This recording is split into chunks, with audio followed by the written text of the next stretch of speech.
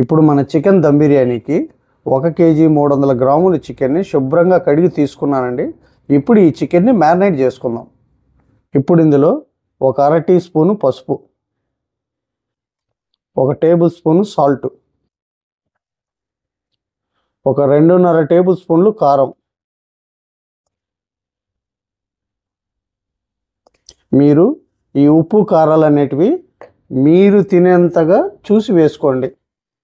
మనం దమ్ బిర్యానీ కాబట్టి, అందులోనూ నాన్ వెజ్ కాబట్టి కొద్దిగా స్పైసీగా ఉండాలని నేను వేస్తున్నాను. అలాగే 1 టేబుల్ స్పూను ధనియాల పొడి, అలాగే ఒక 3 టేబుల్ స్పూన్లు అల్లం వెల్లుల్లి పేస్ట్,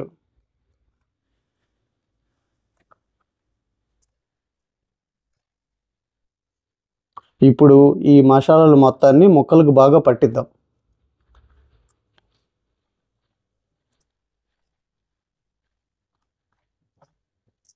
మనం ఈ చికెన్ని మ్యారినేట్ చేసేటప్పుడు కొద్దిగా ముక్కల్ని ఇలా ప్రెస్ చేస్తూ కలిపితే ఈ మనం వేసిన మసాలాలు అన్నవి ముక్కలకి బాగా పడతాయి.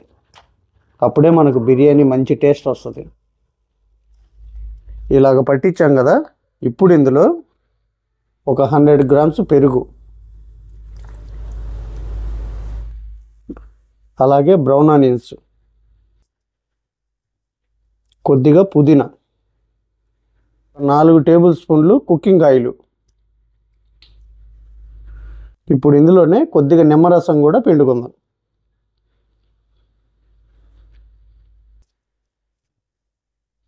ఇప్పుడు ఇందులోనే బిర్యానీ మసాలా కూడా 1 టేబుల్ స్పూన్ యాడ్ చేసుకుందాం.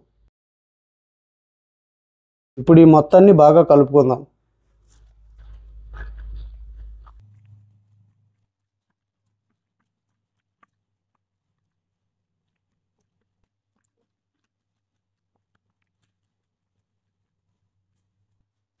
ఇప్పుడు ఈ మ్యారినేట్ చేసిన చికెన్ని 1 గంట పాటు నానబెడదాం. మనం చికెన్ మ్యారినేట్ చేసి గంట అయిందండి. ఇప్పుడు స్టవ్ ఆన్ చేసుకొని ఒక 50% వరకు బాయిల్ చేసుకుందాం.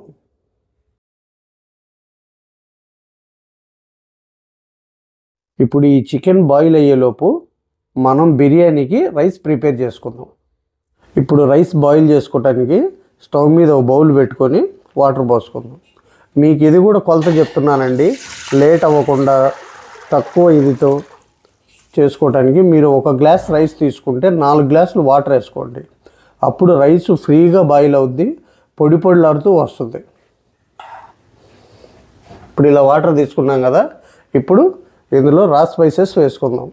బెరింజాకు, యాలకులు, లవంగ, అనాస పువ్వు, మరాఠీ మొగ్గ, షాజీరా, చెక్క. ఇప్పుడు ఈ వాటర్లో 1 టేబుల్ స్పూను అల్లం వెల్లుల్లి పేస్ట్ కూడా వేసుకుందాం.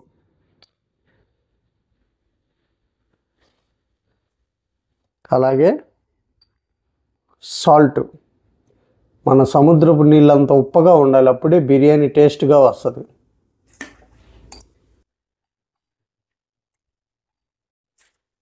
అలాగే కొద్దిగా పుదీనా. ఇప్పుడు 1 టేబుల్ స్పూన్ ఆయిల్ కూడా వేసుకున్నాం.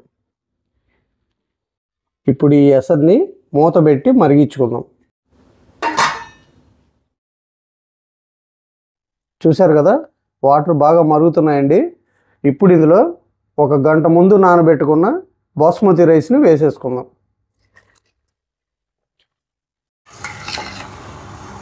ఇప్పుడు ఈ రైస్ని ఒక 70% ఉడికించుకుందాం. ఇప్పుడు బౌల్ తీసుకున్నాం కదా, మన చికెన్ని ముందుగానే మనం 50% బాయిల్ చేసుకున్నాం. ఇప్పుడు ఈ బాయిల్ చేసిన చికెన్ని ముందుగా వేసేసుకుందాం. ఇప్పుడు ఇలా ముక్కలన్నీ పేర్చుకున్నాం కదా, ఇప్పుడు కొద్దిగా ఫ్రైడ్ ఆనియన్స్, కొద్ది కొత్తిమీర కూడా వేసుకుందాం. అలాగే కొద్దిగా పుదీనా కూడా వేసుకుందాం. ఇప్పుడు ఇలా వేసుకున్నాం కదా, రైస్ కూడా 70% బాయిల్ అయిపోయిందండి. ఇప్పుడు ఈ రైస్ని పైన లేయర్ వేసుకుందాం.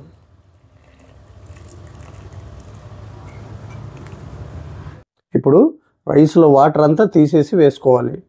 మనకి ఎందుకంటే చికెన్లో గ్రేవీ ఉంటుంది కాబట్టి ఈ రైస్లో వాటర్ ఉంటే మనకు రైస్ మెత్తగా వస్తుంది, పొడి పొడిగా రాదు.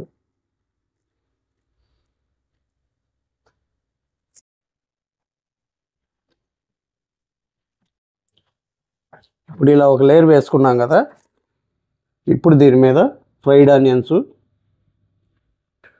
పుదీనా, కొత్తిమీర, ఇప్పుడు ఈ మిగిలిన రైస్ను కూడా లేయర్ వేసుకుందాం.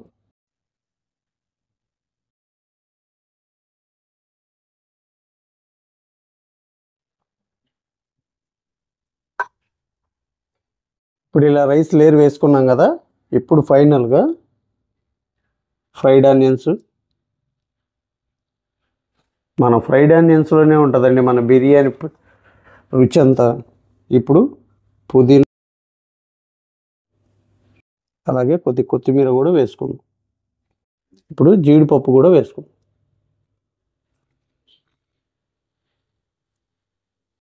ఇప్పుడు పాలల్లో కలుపుకున్న ఈ కుంకుమ పువ్వు కూడా వేసుకుందాం.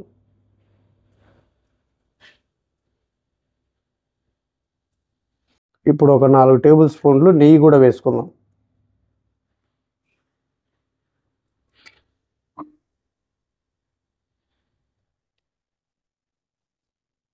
ఇప్పుడు మూత పెట్టేసి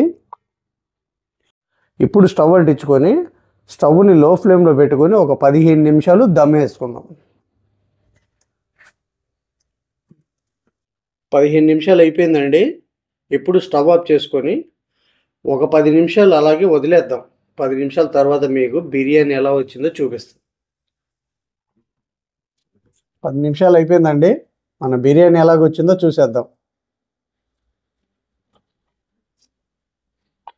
ఎక్సలెంట్గా వచ్చిందండి.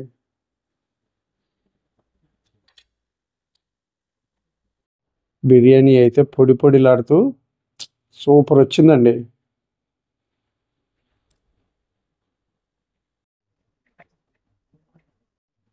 చూసారు కదండి, మన బిర్యానీ అయితే పొడి పొడిలాడుతూ ఎంత యమ్మీగా ఉందో.